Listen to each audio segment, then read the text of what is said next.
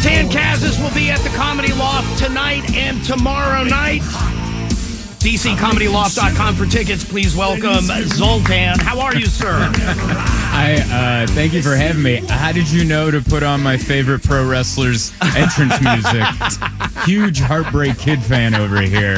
That couldn't have gone better. Thank you. Absolutely. How was last night? Last night was great. Was it? Yeah, no one rushed the stage. That is a good night. Yeah. No one got upset. Everyone just had a good time. By the way, can I tell you this right off the bat? And I would say this whether or not you were sitting there.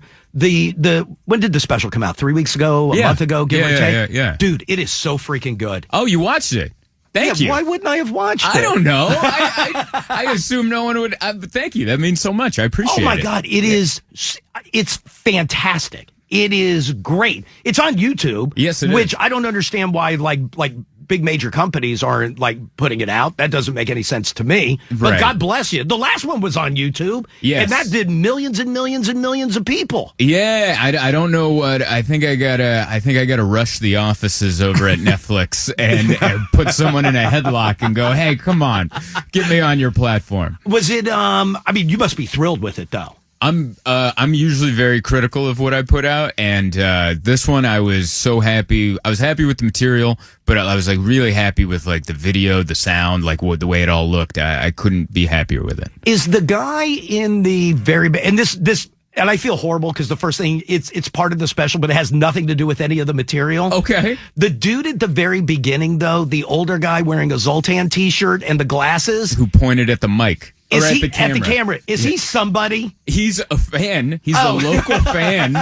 And I didn't know they got that shot until they sent me the clips of editing, after the fact. And I'm like, we have to put that in. The guy's great. I thought it was like a hat tip to like somebody you knew that was in the crowd or something. I believe his name is Charlie. He came up to me after my last set in San Diego where I was moving to New York. And he's like, I love your comedy. Best of luck to you, and I'll always be here to support. And then he showed up for the special tape and with a shirt on. You can't ask for anything better than that. So where did you tape it? At the Belly Up Tavern in Solana Beach, which is San Diego. It's a music venue. Right. Yeah. Okay, so you did it there. And by the way, I know like you went from San Diego, and I feel like you mentioned this in the special. Yeah. A lot went on in that year. Like, Yeah. you did a ton. You moved, you got married, Yeah. you did everything in that year. How long were you in San Diego? Most of my life. So I moved there when I was a kid, 3rd grade, and then I left last year. So I take a long time to do anything. But your story is fascinating to me because you're from Hungary. I was born in Budapest, yeah. Right. And then you had a quick stop in you and your family moved. Yes. Not your dad. No. But your family moved to Pittsburgh. Yeah. And you were there for a cup of coffee, essentially. 3-4 years. Yeah, just enough to get my sports allegiances. And then we moved to Are San you Diego. really a Pittsburgh dude? Yeah, well, because over there, I went to school there. All they would talk about was the Penguins and the Steelers Penguins. and the Pirates. I'm so sorry. I hate the Penguins. I hate them. No, but you don't know. I mean, you're just a kid living there. That's fine. And then we moved to San Diego, and it took me 2 years until I realized San Diego had a sports team. No one talked about it. Like, it was when the Chargers made that Super Bowl in 95. I was like, we have a football team? How come no one said anything? But what about, like, the Padres? I didn't hear about them for 2 years. Like, no one brought it up. No one wore a jersey. Really? Yeah. And I was like, oh, it's East Coast sports fandom is way different than West Coast. Like, I can see why the Chargers left. it makes sense. But like the baseball stadium is beautiful there. One of the best I think in the country. It really is. Yeah. It's gorgeous. Like I would love to play there. So when you moved there, but I didn't even mean to start with your whole life, but your life is fascinating to me. Thank you.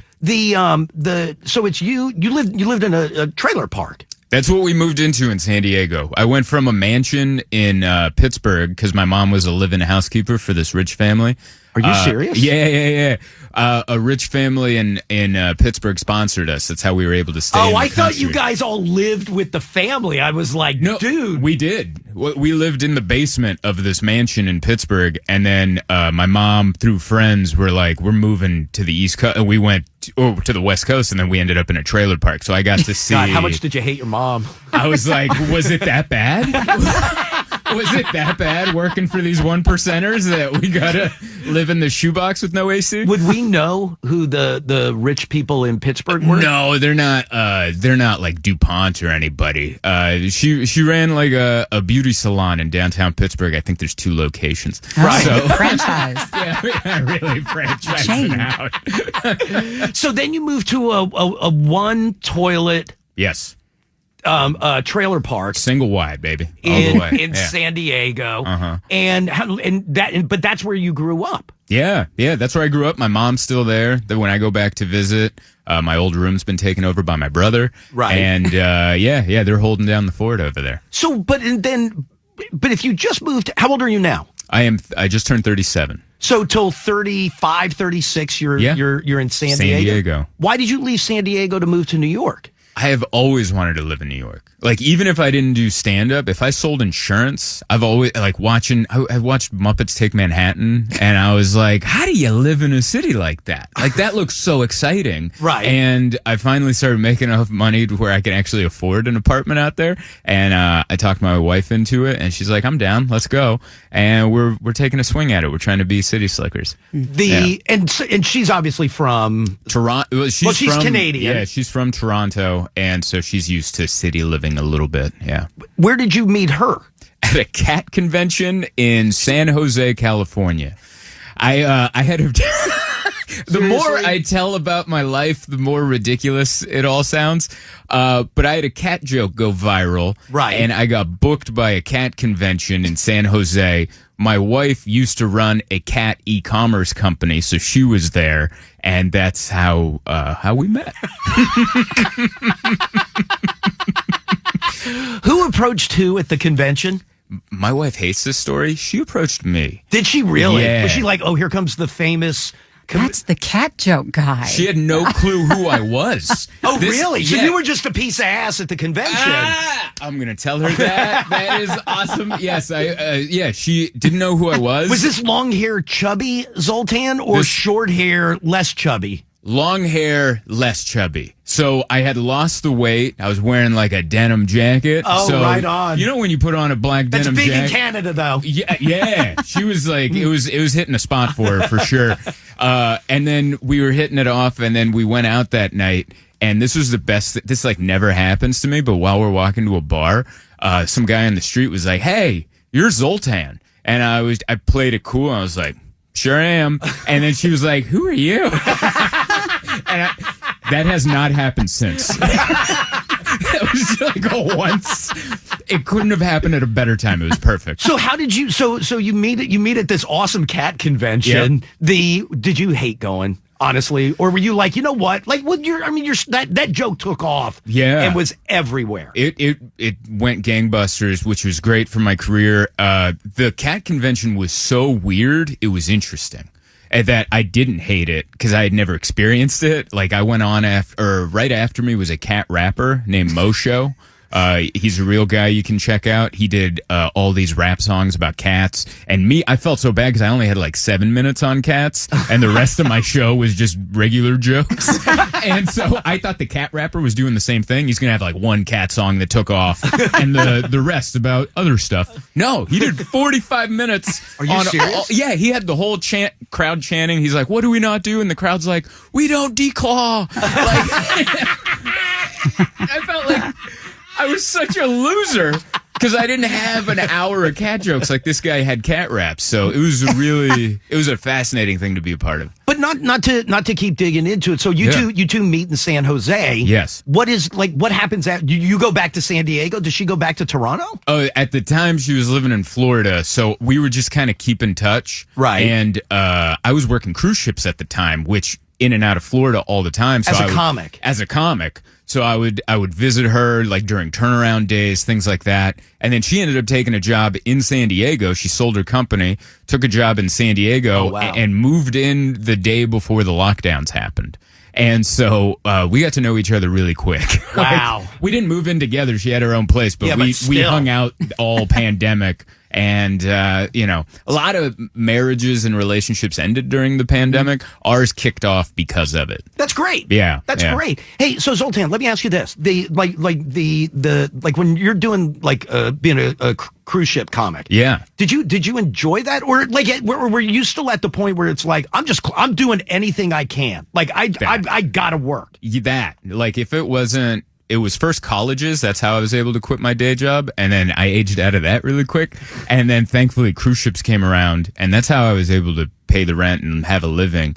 I think cruise ships are probably fun to go on with a loved one or a family member. But when you're there by yourself and you're on like deck one, like behind the HR office, it's not that great. I didn't enjoy it that much. What was your last job before comedy paid all your bills? I worked at a mechanic shop doing the books. My best friend's mechanic shop, who's run by his dad, Daryl Jones, who I talk about in the special. Right. That's why the special's called Honorary Jones. But I worked at his mechanic shop for, I think, 5 years. And then I was able to book all these colleges. So I finally got to graduate into doing this full time. Is Daryl the one where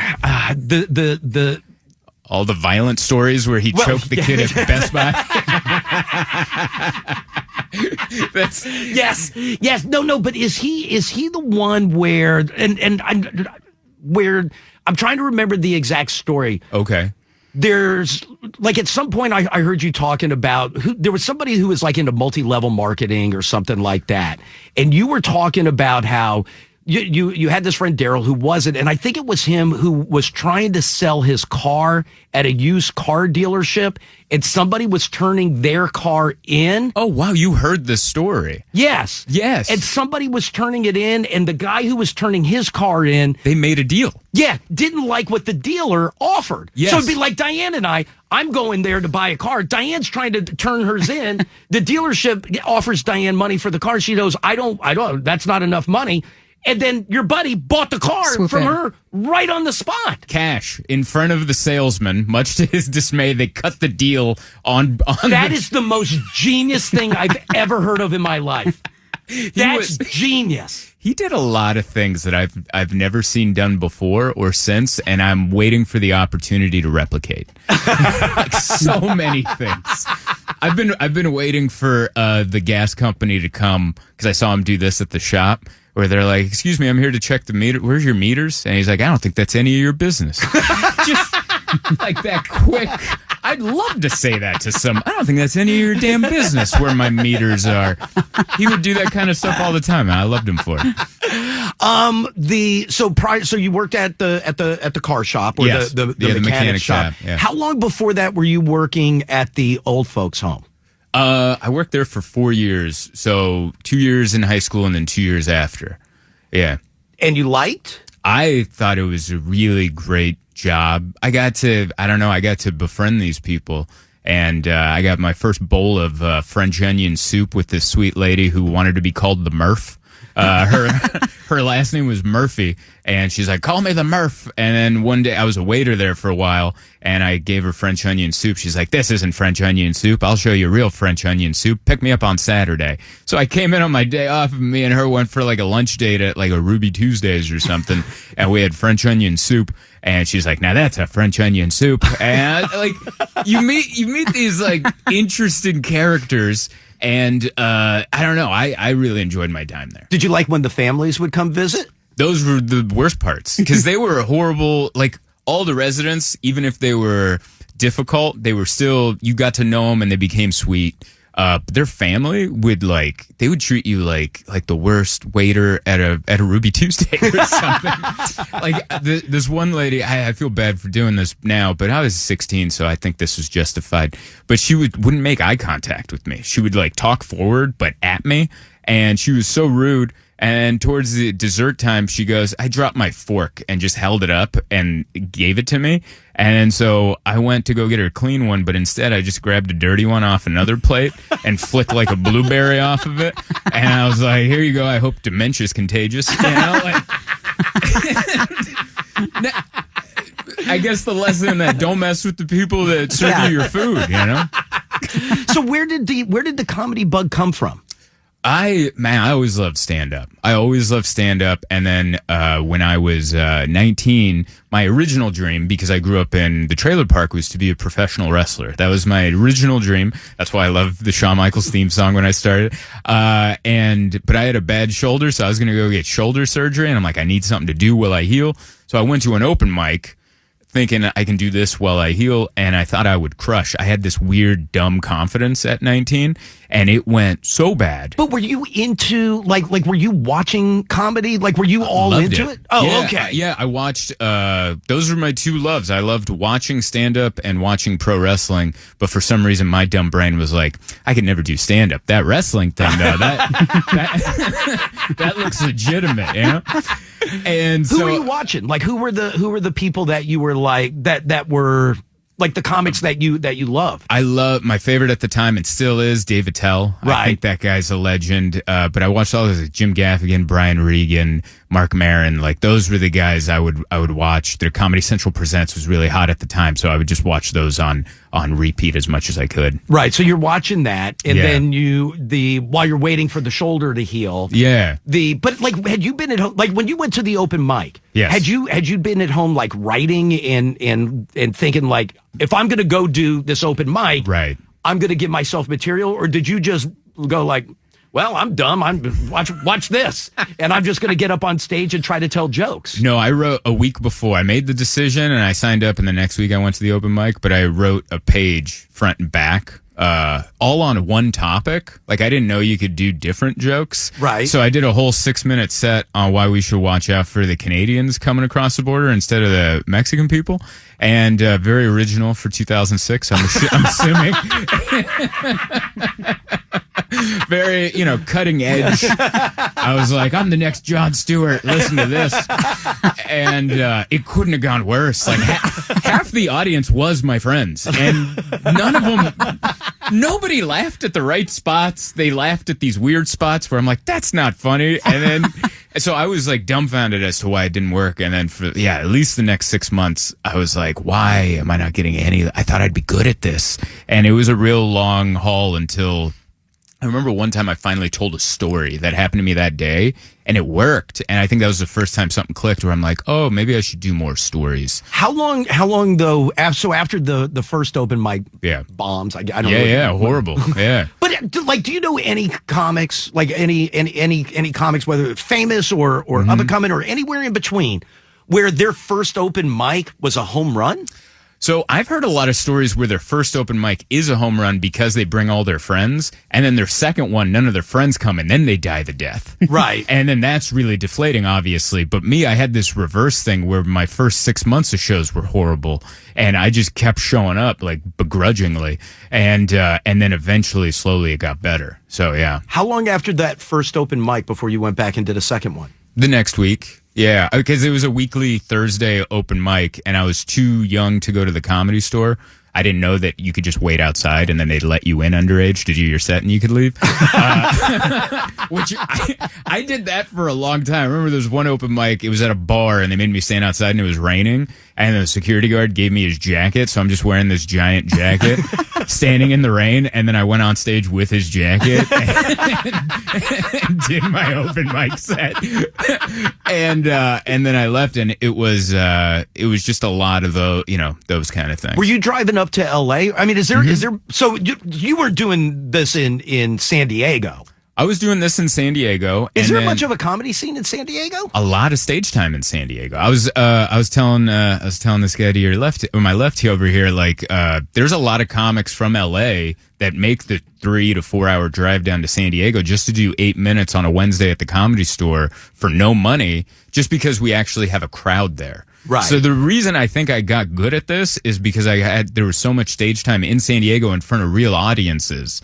And that's something that's really hard to fight for in a big scene like LA. Because I thought, and I knew that you went from San Diego to New York. Mm-hmm. I thought the whole reason that you left, at least in reading about it, was you can't break out of San Diego. Right. Well, I mean, every success I've had, I was in San Diego. Right. Like I've done some things here in New York and in New York and all that, but like, I was going to move there no matter what I did, just to get a taste of the Well, city. I didn't know that you would watch the Muppets Take Manhattan. That damn Jim Henson. Yeah. But yeah, I hope some good things come out of living there. I mean, that was definitely on my mind too. Like maybe just being adjacent to these comics that are so much ahead of me and better than me would be good for me. But I thought, I was like, well, I can have at least a decent career coming out of San Diego for sure. Because I feel like now, and again, you would know better than me, but you'll hear people go like, because it used to be like LA, like everybody wanted to be in LA and stuff. But it's almost like you hear now where everybody's going like, it's so hard in LA. Like the comedy scene isn't great in LA. And I don't know if that's true or not.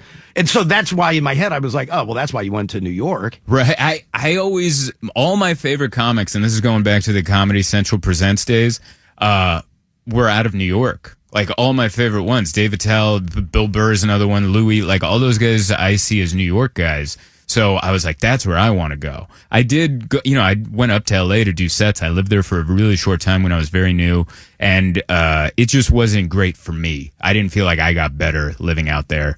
But in New York, I mean, there's been multiple times where I've had to go on after Jim Gaffigan, where he just shows up and the manager's like, oh, we're going to pop Jim up for 10, and then it's you. And I look and it's Jim Gaffigan.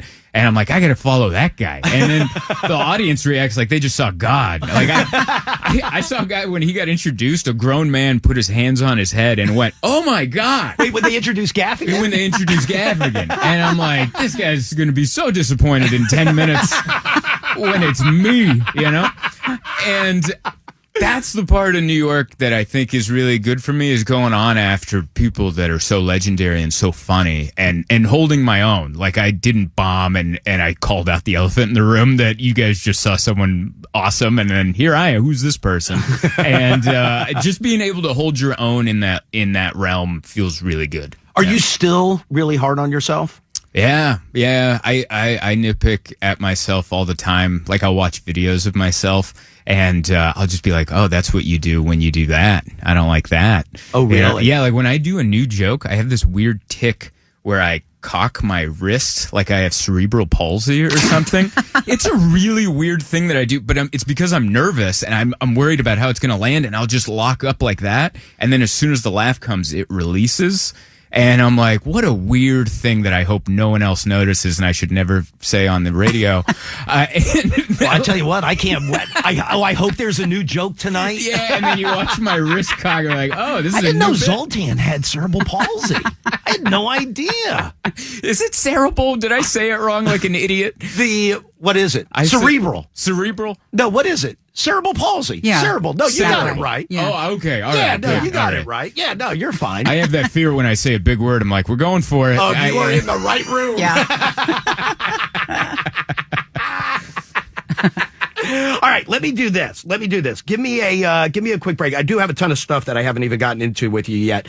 Take a quick break. Zoltan will be at the Comedy Loft tonight and tomorrow night. 2 shows tonight and tomorrow night. I think the early show, both nights are sold out. That's true. DCComedyLoft.com to get your tickets. Quick break. It's Elliot in the morning. It's your friend Jelly Roll. I'm a fan. Well, you high-fived the man, for God's sake. He was trying to high-five someone else, but I definitely snuck in a high-five. That damn 5K. It was Kreischer's 5K, right? Yes. And I was ahead, and it looped back around, and then we saw them coming, and I was like, wow, and I got my phone out, and he was coming towards me, and it had his hand, and I'm like, wow, about to high, and then I realized he was high-fiving a guy behind me, but I was already committed, so I grabbed and held on, and then I was like, that's why I never go for high fives, because something embarrassing like that happens.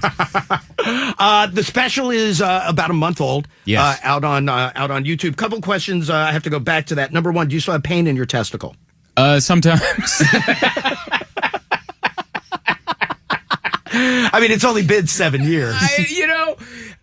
After I got the diagnosis of what it is, I'm like, all right, I guess the surgery sounds invasive and it's not the biggest deal, so it's all right.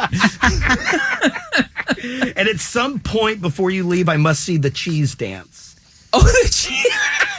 That has to happen. It's a lot of pointing. I go into the fridge and I start nipping at the cheese in the bag. I start eating like Big League Chew, like putting it in the... And then I just kind of have a pointy dance, a lot of hips, a lot of pointing at people that aren't around. And then my wife's on the couch and she's like, you realize you're not alone, right? And I'm like, yeah, this is the cheese dance. You gotta have a cheese dance. I'm trying to remember. There's a great line in the special where you talk about being married, and you do. Yeah. You talk about like you moved, you got married, like a lot has happened in the year. But you talk about it's Emma's first marriage. Yeah. My second marriage. Yeah. But I love where you talk about like, if this one doesn't work, maybe it is me. Maybe it's me. Maybe she was right. I wonder that about like famous guys that have had a bunch of wives, like a Ric Flair. Like, I wonder if he has that mirror moment where it's like, it's not them. Like, it can't be all of them. All of you are wrong. I am great. So is that why? Well, no, because it's her first marriage. You guys eloped. Yeah. You guys ran away to Italy. Yes. Yeah. We were trying to plan a wedding, and after a month of trying, Emma's like, this is the worst thing I've ever done. And I forget it might have been her idea or mine. Someone threw out the idea, like, what if nobody came and we just ran off somewhere? She's like, I love that idea. But it kind of backfired because we ended up having 3 weddings.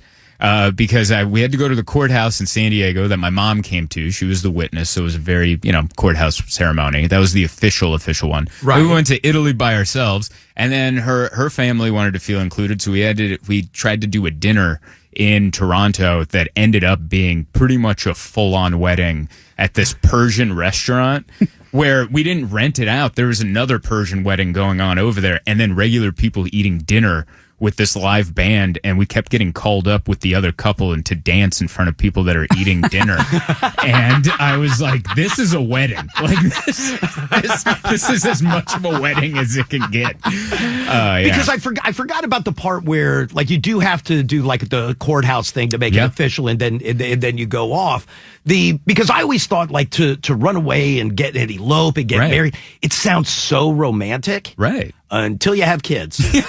Because I feel that way. Like my kids they're not getting married anytime soon. But I always thought it would be awesome just to run away and do that. Right. It would break my heart now if like my kid ran off and I wasn't there for the wedding. Right. Oh my God, it would break my heart. It would kill me. Well, now I feel bad. Thanks. Well, no, but your mom was there. Yeah, her family. That's for her to deal with. Well, her family loved the dinner. Like they loved all that. And then my mom's crying at a courthouse, which it's so weird to get emotional at a court. I remember Emma and I had this moment because they're doing the vows and all that. And my mom's crying, and I'm looking at her. I'm like, "Are you good?" And she's like, "I'm fine." And she's like, "Are you good?" I'm like, "I got nothing." It's because like the death certificates are the next office, so it's hard to like fully get into the moment, But my mom did. And I mentioned it earlier, like so you're in Budapest, yeah. And you guys had left before, like you don't know your dad at all. I never met him. I only know of him from my mom. And have you ever played that in your head of try to find, not try to find? I'm so embarrassing, but I'm so antisocial that a lot of the reason I think I don't even look into it, I'm like, that'd be such an awkward conversation. It'd be so, like yesterday I went to what I thought was a sandwich shop, but I just saw pizzas on the menu. So I'm like, I guess I'm getting a grandma slice. And then instead of just asking, hey, I saw there were sandwiches on your menu online. And then as I left, I saw someone else had a sandwich. And I'm like, oh, you guys did have it, because they probably asked. That's how much I avoid human interaction. Do you really? Yeah, I'm just so in my head all the time. Why are you here? I'm always terrified. Like the first time I went into a sandwich shop, a bagel shop in New York, I just wanted a bagel with cream cheese. And there were so many aggressive New York guys behind the counter with hairnets. And this one guy, he pointed at me. He's like, what do you want? I just like freaked, looked at the menu and yelled the first thing I saw, which was turkey explosion. And so I just went, turkey explosion, which is not even on a bagel. There's no cream cheese. It's a $17 hoagie. And my wife's like, why'd you order that? I was like, hey, why did he yell at me? I wasn't ready, And so I think a lot of that has to do with it too. And I don't know what I'd say to him. It would just be, it'd be a hard, vulnerable moment. And I'm like, I don't know what to say to the guy. I don't think he's a bad guy. I'm not angry at him. Right. And my parents were young. He was a musician. So he's probably like chasing violin fame, which right. I doing what I do, I get it. I get it. He oddly enough, he was in an orchestra on cruise ships. So weirdly enough, we both did the same thing. I did comedy on a cruise ship. He was in an orchestra. So how weird is that? Yeah, I guess we all become our fathers, whether we meet them or not. And so once you guys split, your mom never heard from him again? No, either. They didn't keep in contact. And I'm sure my mom has told me this, that if I wanted, she could put us in or figure it out. Because then I was wondering, does it ever cross your mind now that you're famous that he would try to find you? I guess, yeah, that has crossed my mind, but it hasn't happened. So, yeah, maybe, I guess the way I look at it, it'd be interesting to meet him, but also, the social stuff would be weird. But then also, I can't believe you're that antisocial. I'm just, it's all in my own head. You seem like the easiest person to talk to. Thank God. It's terrifying in here. Right now? Yeah, no, this is cool. Okay. When I first walked in, I was Were you terrified when you first walked in? Yeah, I don't know. Because, you guys have your own shtick, and then I'm, trying to meld into the groove you guys already have. And so all that always crosses. This is like going into a house party. I'm looking for a corner to stand in right. with my drink and within reach of the chips. That's my whole thing. Oh, I hope I've been a good host. You've been wonderful. That's what I was saying. Oh, okay. You watched the special. You got all this stuff. You brought up stuff I've said in a podcast where I'm like, wow, this guy knows me. That's awesome. Yeah. All right. So then let me ask you this. When you were doing cruise ships and stuff, is that where you wrecked the scooter or was that completely different? Yeah. I wrecked a scooter in Cozumel, Mexico, because I made a friend with one of the, he was in this other group, a cappella group, and he was a retired Chippendales dancer. He's a really good dude. He's a friend. And we made friends, and we had the same flight home in Cozumel that wasn't until that evening. So he's like, you want to rent scooters and ride around the island? And I was like, sure. And he's like, have you ridden a scooter before? And I'm like, absolutely. And I've never ridden a scooter. But when you make a new friend, you don't want to sound lame. So I'm like, I ride them all the time. Yeah, I'm like a scooter aficionado. And as soon as I got on it, he's like, you've never been on one before. I'm like, what? I'm doing great. And I crashed it because I'm following him, and then he made a quick right, so then I made a quick right, and I realized I don't know how to turn right. There was no tutorial. And so I smashed into the island, the median, and smashed the bike. I flew. I was very bloody. And I walked the bike back to the rental shack. It ran, but I was too scared. All the plastics ripped off of it. And the guy, the only English he knew was what happened? That's all he goes, what happened? I'm like, why wasn't there a tutorial? It was a whole question in my head. And then he just kept saying, 10,000 pesos. That's the cost, 10,000 pesos. So I just handed him my credit card, and I'm like, I have no clue with 10,000 pesos. I hope I have that, And once I got home, I realized it's $500. So I was like, cool. I can afford a scooter repair in Cozumel, Mexico. Now, who was your friend who hotwired a scooter so he could keep it as his own? Oh, that's my friend Dave Callens. That, by the way, you have a lot of genius friends. I have a lot of poor friends. You got the guy who's buying trade-ins that people don't like, so you already know what the starting point is. A guy who's sees a bird scooter is like, why would I rent it? I'll just hotwire the thing and I'll own it. That's genius. He brought it over to my house, and I'm like, there's more. He's like, no, this one's mine. And I'm like, oh man, I know a lot of people that aren't doing well. Do you think you're doing well yet? I feel growing up how I grew up, I feel like Ric Flair. Do you really? Yeah, because I guess technically I'm middle class, but I grew up poor. So the fact that we just Uber Eats whenever is like insane. Like that's insane. So like you're living back at the mansion in Pittsburgh in your head. That's what it feels like. Right. Like I'm like, it doesn't get up from here. This is great. This is wonderful. Like I mean, I hope my career gets better, but I tell people all the time, if it just stays like this till they throw dirt in my face, we're good. This is amazing. Yeah, I can't beat this.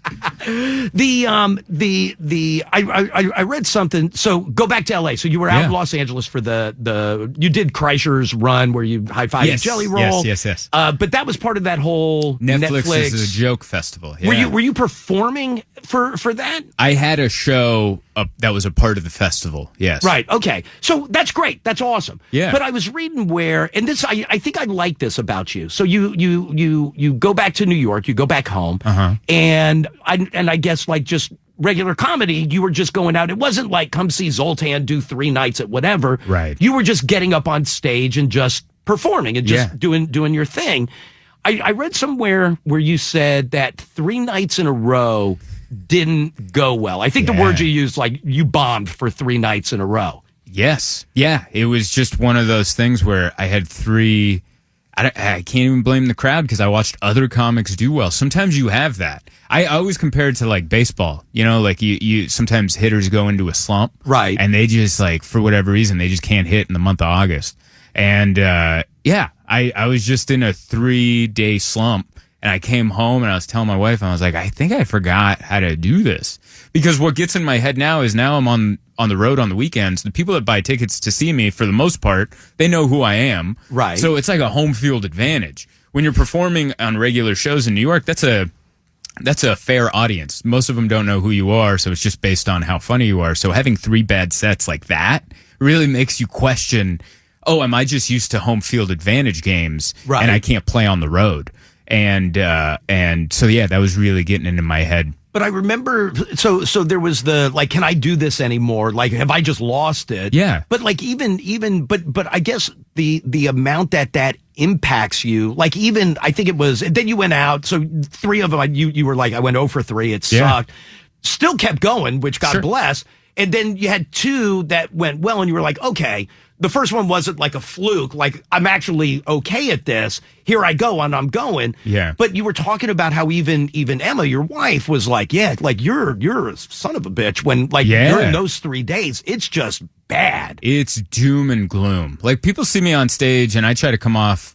What you see on stage is me trying to be the best version of myself. Right. I wish I could be that guy all the time. I'm not. I go through waves of highs and lows. Well, everybody does. Yeah, like a normal person. I'm not a psycho. It's just like, But when I'm in a low, like it stays low. Everything's sad. I don't want to do anything. And all my joy, which I wish wasn't like this, but like a lot of my joy comes from how well I do on stage. Like that can really boost my mood or just destroy my confidence. But then I'll hear you say something like, if there's so much, and by the way, I would expect that that's probably pretty common with comedians. Yeah, I would assume. Yeah. But then you'll go on and say something like, my problem is I don't know how to open. Yeah. I don't know how to start. Like I know how to start on the road. I can get on stage, make fun of the room. I'm in DC. I don't live in DC. NATO's in town. I couldn't get an Uber. We can start. I can start. Right. But when I'm at like Gotham in New York, I'm like, how do I start? Like, what's the beginning? I don't know. Because normally I just like to talk about my day, but those crowds are so used to seeing good comedy immediately. Right. In the moment, start crushing that, like, getting started is so stuck in my head on how to do it. Yeah. And so when I saw that, I was like, your whole day revolves around your first 10 seconds on stage. That's it. That's it. It's like, if we get off to a good start, it's going to be a good set. If we don't, now I'm like, okay, we need to turn this around for them to come around. That's what I'm so impressed with so many comedians in New York. There's a guy I think is amazing, Sean Patton. And he went on in front of a hot crowd once, and his first 5 minutes, they were not with him. But he didn't quit. He didn't change his material. He didn't do anything. He just like, he had a mindset like, you guys are going to come along eventually. And they did. Right. And by the end of his 15-minute set, they loved him, and I felt bad for whoever had to go after. Right. And I want that. I want that confidence to stand there, have it not go well, stick to my guns and know you guys are going to come. Because sometimes they might not, and then you're just up there. But if you're not I'm leaning into it, I'm going, are you doing the rest of the set curled up like you got palsy again? Like, I'll try anything new. Yeah, I get into that fear mode. And this is a comic, I'm 18 years in, and I still have that fear. Right. And I'll start being like, no, I gotta get out of this, and you try to look for an escape hatch, something to grasp onto. Have you ever just walked off stage? You know what? F this. No. One time, the only time I didn't do my time was at the Delano Casino, which is a card room in Delano, California, which is farm country up by Bakersfield. And it was I was supposed to do 45 minutes. And at that point, they had already kicked a guy out. They were about to taser a drunk, pregnant woman. I'm going to repeat that sentence because it's worth repeating. They were about to taser a drunk, pregnant woman. And I turned to the booker, this guy Dave, and I go, how much time have I done? He goes, 38. And I'm like, is this good? And he's like, yeah. And so I ended up not doing my entire 45. But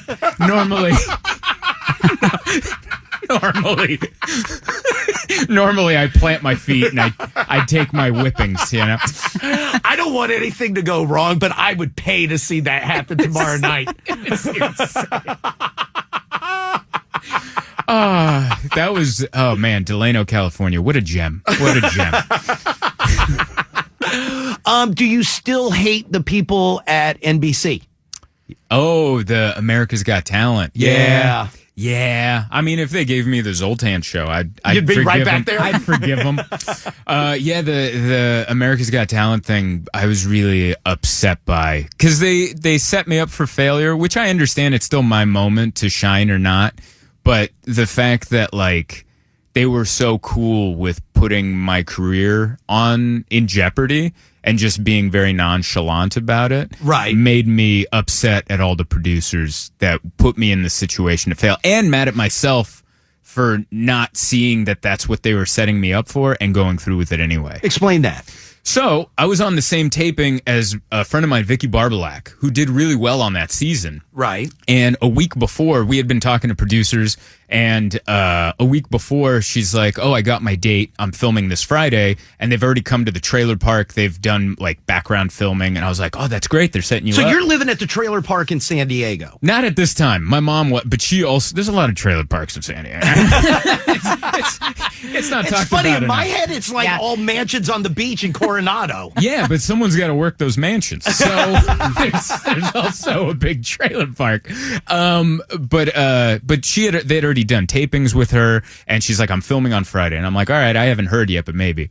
And then Friday morning, I get a phone call at like 9 a.m. saying, can you be in Pasadena this afternoon? And I was like, I guess I'm doing it. I should have known then. They don't have big plans for me because like I'm a day of fill-in. Right. And I show up and the show had already been going on, and they start filming all these interviews with me in different areas, and I never have a moment to be in my head. They film interviews with me, asking me the same 5 questions in all these different settings up until they call my name.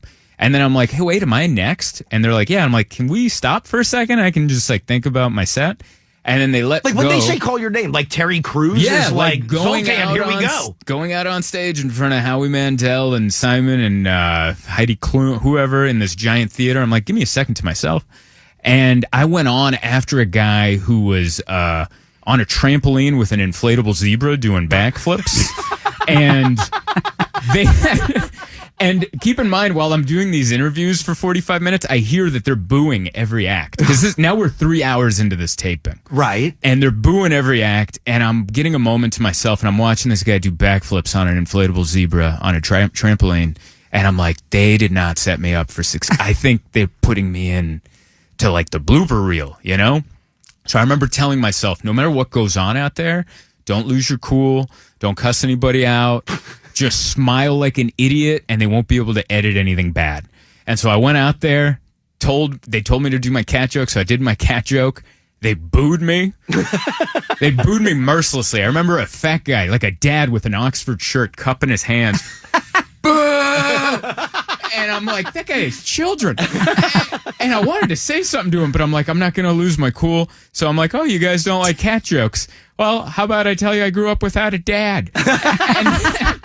And then I started doing my no dad jokes, and I actually turned them. This is how phony of an audience that was. In 3 minutes, they liked me in the beginning, they booed me, and they liked me at the end. Right. All my years in stand-up, I've never seen that before. If they boo you, they're not going to turn around in 2 seconds. Also, but who gets booed? What is this, the Apollo? And so technically, I got passed. Only Simon X'd me. The other 3 judges passed me. But now it's up to producers. They ended up not going through with it. And then the edit came out. And they didn't show me getting booed or turning the audience around. They just showed crickets, like nothing happened. Right. And that's how, and they put me in a montage of losers. And I think that clip is somewhere on YouTube. And I will burn down NBC someday. No, but I did read the one thing that you were pissed about is like, you know what? Show him booing me, I'll live with that. Sure. Show him cheering me, I'll live with that. But don't put the fake edit in of it just being crickets. Right. Because now they don't realize it. Like maybe that guy doing backflips on the inflatable zebra isn't doing that for a living. Right. But I'm doing this for a living. And they knew that. Yeah. It's not like you camped outside and were like, I'm going to try stand up. No. They called you. They know you're a comedian. They asked me for 2 or 3 years in a row because they have like 1,000 producers. And I kept turning them down because I thought I wasn't right for that show. I'm not 90 seconds or 3 minutes isn't where I shine. I shine 10 minutes, 15 minutes longer. I would agree with that. Yeah. I would totally agree with that. Yeah. I'm not a quarter horse. I'm like a thoroughbred. You know, like I need more time to really show what I can do. But my agent at the time was like, well, why not try? And I was like, yeah, why not? And I think the lesson I learned from that is know what you're good at, know where your weaknesses are, and put yourself in there for success. So as much as I blame them, I also blame myself. Right. But I mean, I can see you get that call and they've been trying for years. You're like, okay, you know what? Maybe. I mean, listen, it's a big show. Huge show. I'll give that a run. And this is at a time where I was on cruise ships, not able to sell it. If I had a gun, I couldn't sell a ticket. So, like, this could be a big... Oh, my God. I didn't realize it was at that point. If you were doing... I would have gone the first year. Right. Are you kidding me? If you're doing cruise ships, go! Yeah. Absolutely. No, you were very smart to go. Yeah, I was smart to go, but, it was... I'm glad I did it because I think you learn through failure. And that was definitely one. Would you do anything like you joked like if NBC wanted to give you the Zoltan show? But I thought you have no desires to do acting. Yeah. You know what it is? It's the negative self-talk. I just feel like I wouldn't be good at it. But, I have like an idea for a Zoltan show because I think my childhood's interesting about being poor. But childhood's fascinating. Yeah, like a poor family that lives in a mansion, I think is really interesting. And so I was like messing around with the idea for a show and I was talking to a couple production companies, but. Oh, dude, that's awesome. Good we'll see if anything ever comes of it. But yeah, like something like that does sound interesting. So what do you do until the TV career takes off? Like I saw you have a couple months left on the schedule and then that's it. I have tour dates. I'm taking August off, but I have tour dates all the way. Why are you taking August off? Just for sanity. Because I'm an every weekend guy. Right. Every weekend. So I took a lot of May off and then I'm taking August off. But those are the only 2 months. And then everything else is pretty much every weekend I'm cooking. And just trying to see where fans are coming out and see how we can grow this. Do you like doing that though? I love it. Every week. Obviously, you love the stand-up part of it, but like, do you love the like flying and seeing new cities and going around to places? I do. You know, the flying, that kicks your butt for sure. The travel is hard, but I love going to new cities. I love knowing which jokes work in certain areas, why they do, why they don't, things I can change to make them work universally. And just visiting new places. I went to Panama City, Florida. I didn't know they had one. Like I thought Panama City was in Panama, and no, they got one. And it's. Did you watch MTV Spring Break? They were always in Panama City. I never pieced that together. I always thought Daytona Beach. They did go there also. Yeah, of course. I found that out afterwards that it's a big spring break. Yeah. All right, tonight and tomorrow night at the Comedy Loft. Early show tonight, early show tomorrow night. Sold out, dccomedyloft.com. Zoltan, thank you so much for coming in. Dude, this was a blast. Thank you for having me.